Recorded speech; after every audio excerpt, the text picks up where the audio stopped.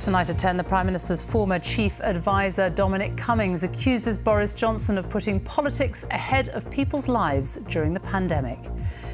He said the Prime Minister was reluctant to tighten restrictions again last autumn, saying the people who were dying were essentially all over 80, and he didn't buy the idea that the NHS would be overwhelmed. Dominic Cummings also claimed he had to stop Boris Johnson from going to see the Queen in person as the virus took hold. If you go and you give her coronavirus and she dies, what are you going to... You can't do that. You can't risk that. That's completely insane. Tonight, Downing Street says the government has always taken the necessary action to protect lives, guided by the best scientific advice. Also on the programme. Nightclubs reopen for the first time since last March as COVID restrictions are lifted in England, but there's a last-minute sting in the tail for revellers. We're planning to make full vaccination the condition of entry to nightclubs and other venues where large crowds gather. Proof of a negative test will no longer be enough. That came on the day almost all COVID restrictions were lifted in England as cases continued to surge. And coming up in the sport on the BBC News Channel, yet more COVID cases among athletes in Tokyo, with the Olympics just days away from the opening ceremony.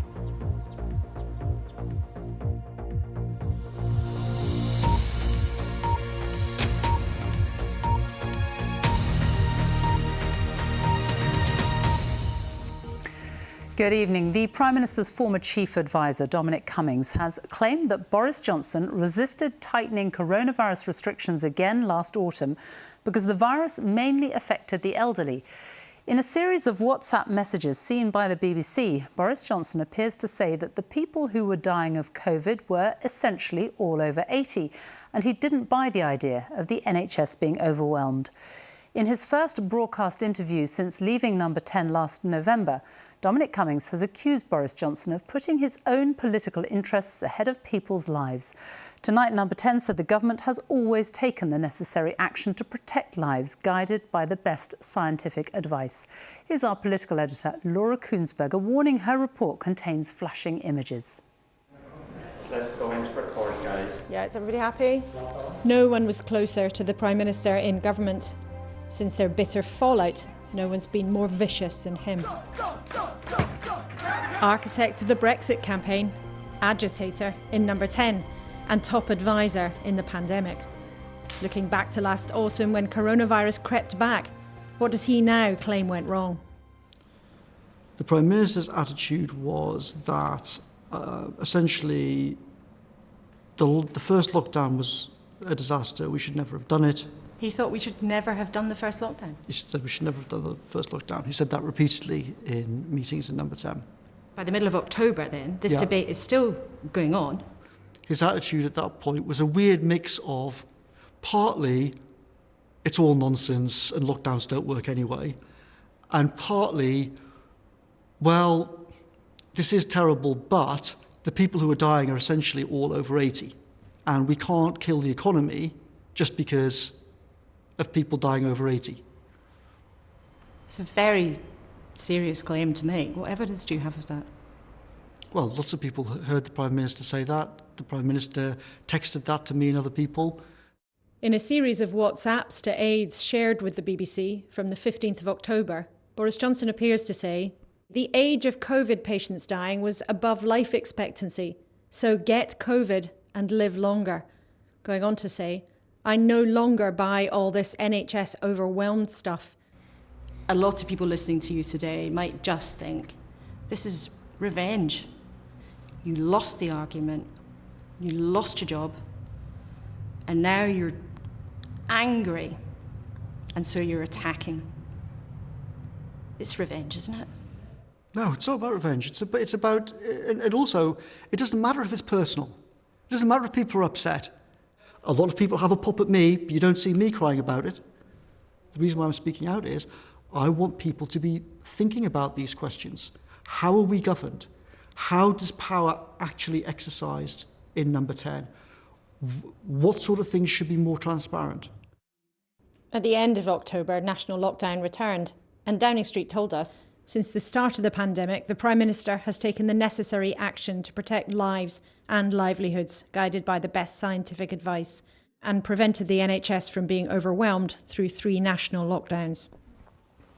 Yet Mr Cummings claims at the very start, in March, Boris Johnson was slow to take COVID seriously. On the evening of Wednesday the 18th, he was... The normal thing on a Wednesday evening is to go and see the Queen. And therefore he was going to go and see the Queen. But what happened then? Because obviously the health advice was already, especially for the very elderly, you know, people should take every precaution. He said, well, that's what I do every Wednesday, sod this, I'm going to go and see her. So I said to him, there's people in this office who are isolating. You might have coronavirus, I might have coronavirus. You can't go and see the Queen. What if you go and see her and then give the Queen coronavirus? Like, obviously you can't go. So the possibility went through your head at that moment that the Prime Minister might pass coronavirus to the Queen? Yes. How did you persuade him not to do it? I just said, if you go and you give her coronavirus and she dies, what are you going to... You can't do that. You can't risk that. That's completely insane. And he said, he basically just hadn't thought it through. And he said, yeah, holy shit, I can't go. Downing Street says that didn't happen. What do you say to that? Well, they've officially said that that didn't happen. Well, I know it happened and other people who were there know it happened. But Mr Cummings became a national figure for all the wrong reasons. How do you defend your actions, Mr Cummings? Caught out by his own trip to County Durham during lockdown. I had repeated security problems at my house going back to 2019. And I was in discussions with the Cabinet Office in March about the situation. They suggested maybe all of us moving into government accommodation. I'd said maybe, but maybe I'll just move them all off to my dad's farm in Durham. We talked about those different options. I talked to the PM about that. My wife is kind of ill, but not with the kind of official symptoms exactly. But has she got it? Has she not got it? So then you had the combination of security problems, which meant anyway we were going to get out. There was enormous public rage. Why didn't you just tell the truth at the time? Well, the situation was it was extremely chaotic situation. The original plan was, when I discussed it with the Prime Minister on the Saturday and the Sunday, was, given he knew what had actually happened, he agreed we should just say nothing about it, we'll just ignore it. What then happened on the Monday is that he suddenly changed his mind and said, we can't stick with the original plan, you're going to have to explain it to people. I said, I'm not going into all of this security stuff. And the whole thing just became a huge mess. As an advisor, Dominic Cummings was meant to stay in the background. But after his spectacular bust-up with Boris Johnson, that's not something he seems willing to do. Laura KUENSSBERG, BBC News. Well, that interview comes on the day that England's coronavirus restrictions, have been lifted. People going to nightclubs and other venues with large crowds in England, though, will need to be fully vaccinated by the end of September. The latest figures show that 35% of 18 to 30-year-olds have not had their first jab. Some have reacted angrily to the move, saying it is a hammer blow for the industry and amounted to compulsory vaccination. The surprise announcement came on so-called Freedom Day, when almost all restrictions were lifted in England. Face coverings are no longer legally required, though some businesses, shops and some public transport will still insist on them. All social distancing rules have been scrapped. The work from home guidance has been lifted. People who are double vaccinated can travel to amber list countries without having to isolate on return. Our medical editor, Fergus Walsh, reports. 3, 2, 1. Welcome back, everyone! For some, this is what freedom looks like. No social distancing, very few masks. Many nightclubs across England reopened at midnight, 16 months since they were shut in the first lockdown. It smells felt like a dream. I feel like we've all waited for this moment for a long, long time.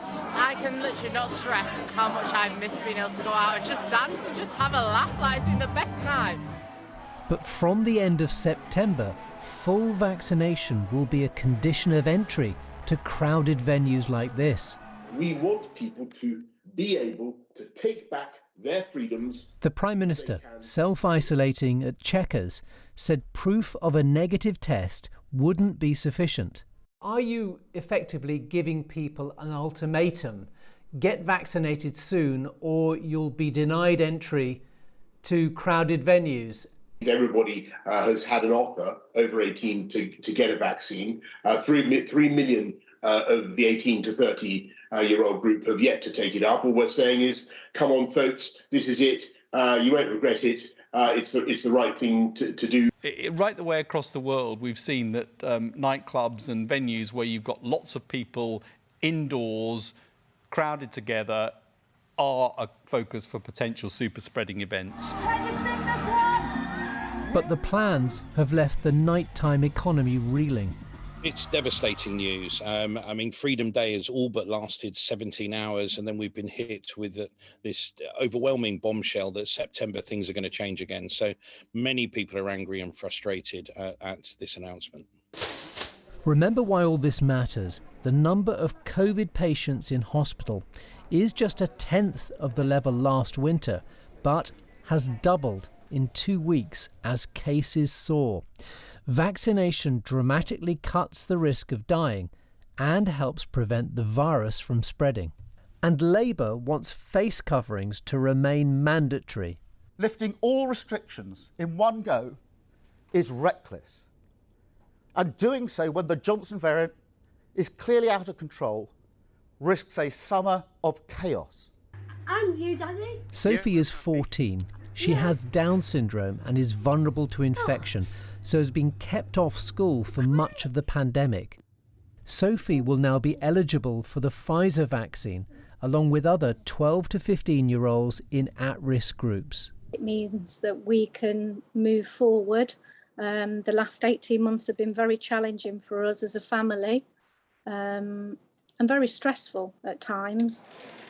In the US, COVID jabs are recommended for all 12 to 17-year-olds, but here, the scientific committee which advises government says for now the balance of risk versus benefits is against immunisation of healthy under 18s. After the Pfizer vaccine, there are reports of heart inflammation. These are very rare safety signals. It is our opinion that we best take a precautionary approach before we expose millions of well children to this vaccine. On the day most restrictions were lifted in England, anti-vaxxers protested at Westminster. The move to make vaccination a condition of entry to some venues will incense those who believe the government is already destroying civil liberties. Fergus Walsh, BBC News. Well, let's talk now to our political editor, Laura KUENSSBERG in Westminster. So a surge in cases, restrictions being lifted at a moment of great uncertainty. How damaging is this intervention by Dominic Cummings today? Well, Sophie, first, look, let's remember that Mr Cummings has an agenda. He had a spectacular bust-up with Boris Johnson. He ended up out of the inner circle of the team, and he's made absolutely no secret whatsoever of how he believes Boris Johnson is flawed in many ways. Does that mean we should just dismiss this criticism because he's so angry about what happened? Well, I don't think so, because he was in the room when many, many vital decisions were taken. And, you know, his criticisms tonight also underline what, among Boris Johnson's opponents, is a pretty widespread perception that he has been too hostile towards putting restrictions in place, and also that at times during the last terrible year and a half for many people, he has at times been too cavalier. Now, of course, Downing Street would dismiss that. They say, look at the facts. There have been 3 national lockdowns. Boris Johnson did take the decisions to do that. He has at all times followed the best scientific advice that has been available to him. But I think at this moment in particular, when cases are rising in the way that they are, when there has also been a slightly chaotic air about what some of the government has been doing, I think in particular these WhatsApps that have been shared with us will pose very difficult questions for Downing Street tomorrow. And Dominic Cummings has given us a very wide-ranging interview, and he's got plenty more to say. Laura KUENSSBERG in Westminster, thank you. And Dominic Cummings, the interview, will be broadcast tomorrow night. That's on BBC Two at 7 p.m. And it will be available on BBC iPlayer and BBC Sounds as a podcast. The latest government figures show 39,950 new infections in the latest 24-hour period, which means an average of 46,024 new cases per day in the last week.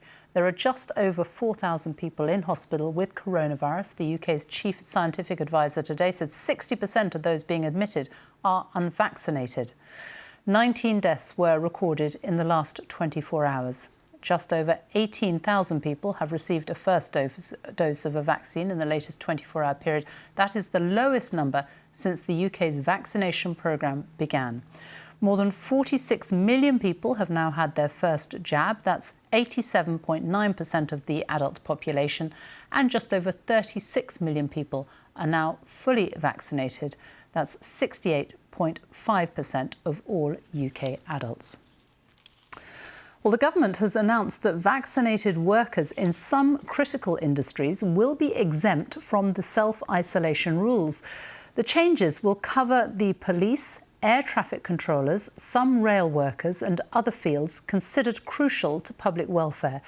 It comes as businesses across England broadly welcome today's relaxation of COVID rules, but expressed concern over rising COVID numbers, staff shortages and a drop in consumer confidence.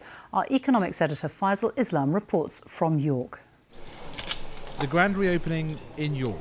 This museum of chocolate can now let in significantly more visitors than last week, though some changes will stick on a voluntary basis.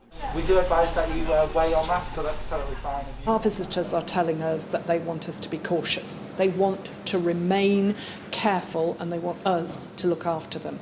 So for us, it's not just Freedom Day, it's, well, we don't like that phrase, it's still being very considerate and careful of the health of the people who work here and our visitors.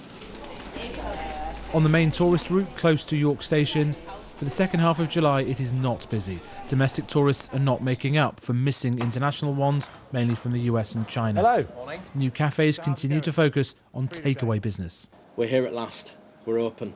Bring on the tourists, bring on the crowds. So we're still waiting for the crowds to come back, to be honest, yeah. Very much so. Yeah. You can tell the tourists have not arrived yet.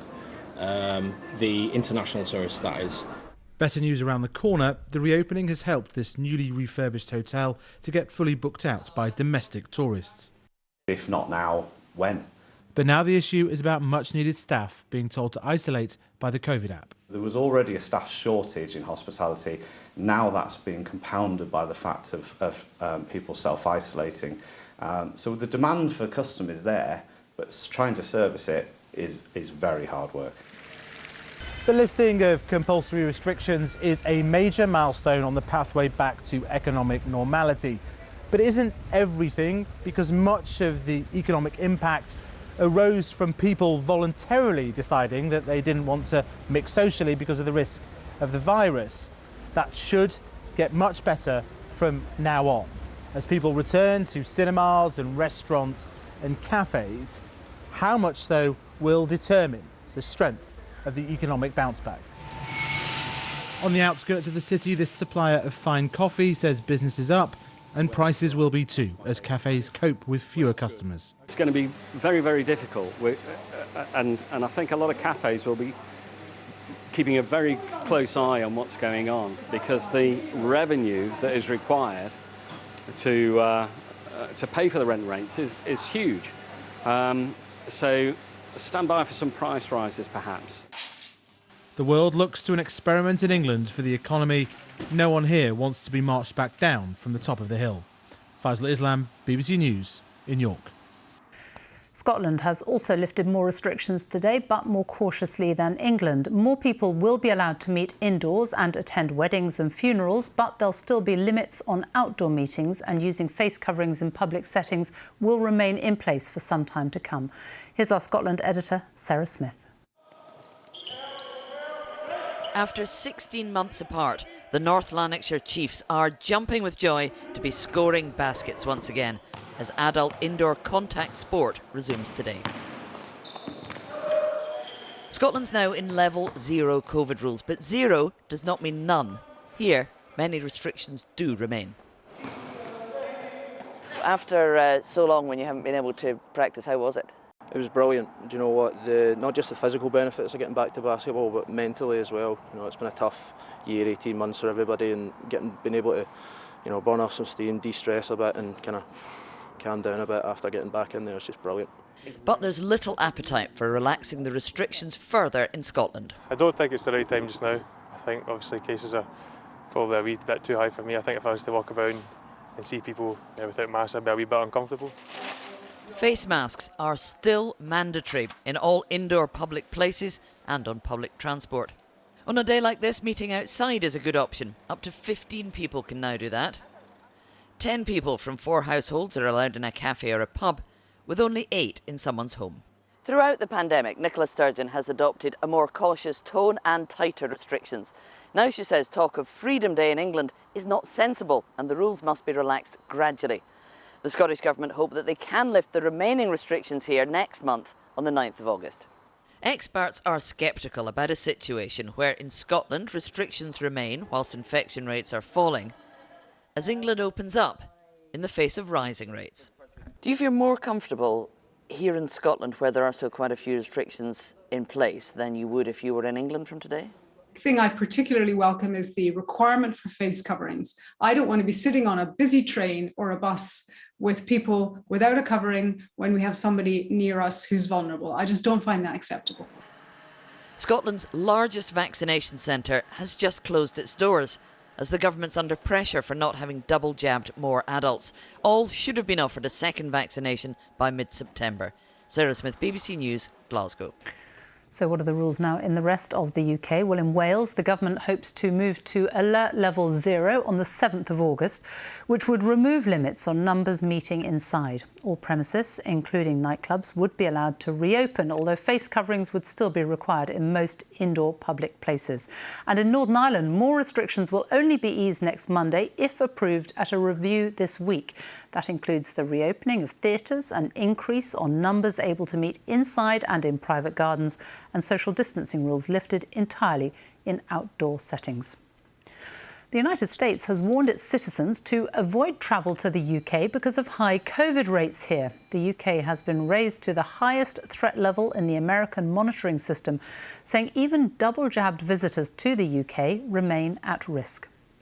The Met Office has issued its first ever amber extreme heat warning for parts of the UK. Some parts could see temperatures reaching 33 degrees Celsius this week. The warning covers a large part of Wales, all of southwest England and parts of southern and central England, and will remain in place until the end of Thursday. And Prince Harry is to publish a literary memoir next year covering his life in the public eye. He said it would be an accurate and wholly truthful account covering the highs and lows, the mistakes and the lessons learned during his life. China has been accused by the UK, the EU and the United States of carrying out a major cyber attack on Microsoft email servers earlier this year. Our security correspondent, Gordon Carrera, is with me now. Explain what this is all about. Well, this was an unusually broad accusation against China by not just the US and the UK, but also the EU, Australia, Canada, Japan and New Zealand and even NATO. Why? Well, it goes back to this hack of the Microsoft Exchange earlier this year. It started off looking, if you like cyber espionage as usual, but then something happened after a while and it looked like suddenly the Chinese escalated their activity. It turned from a targeted campaign to a smash and grab raid against Microsoft Exchange, even giving other hackers the ability to access this system, which is used by hundreds of thousands of organisations.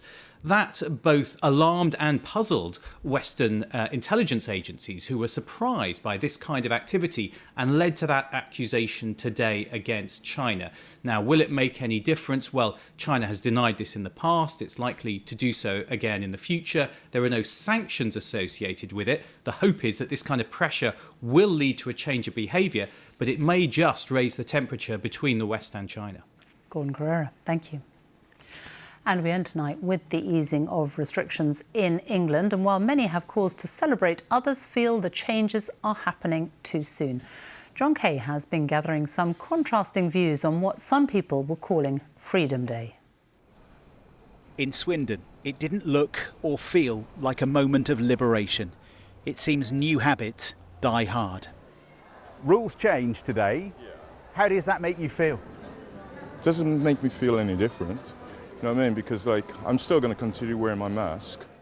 Nothing really changed, to be honest. Just like another day. Just go on with it. After 16 long months, most people here were cautious, even nervous. The numbers are still going up, the hospital numbers are going up, so I think it's too soon. I've been in and out of a few shops. I'm just about to jump on the bus, so no point taking the mask off to put it back on again in 5 minutes, is there? Can't wait to get out and enjoy the freedom with my friends. Being locked indoors has affected a lot of people. We're going to party, and we're going to party hard. Good day. Charles can't believe the rules have been relaxed now. A few weeks ago he lost his wife Katie and his mum, both of them to COVID. I think it's going to lead to more tragedy and more loss for the country. A country that's already suffered enough. There will be people today who say enough is enough. We have to get back to something like normal. We have to have some freedoms again. What do you say to them? Absolutely, I agree with them. But we need to do it in a responsible, safe manner. Mid-afternoon, and after testing negative, they're finally allowed to club again in Bristol. I actually can't believe it. You know, words can't describe how happy I am right now. And what do you say to people who say it's too soon, that we shouldn't be easing? If not now, when? Society has to carry on. We can't just keep on locking down over and over again. You still got your mask on? I know. I mean, it's weird because it's like I'm walking into a club. I know it's the first time for a while. Are you going to keep it on in there? I don't know. I'll see. It's not just the dress code they'll need to think about. In a few weeks' time, double vaccinations will also be required. It's a new normal, but only for now. John Kay, BBC News. And that is it from us. Good night.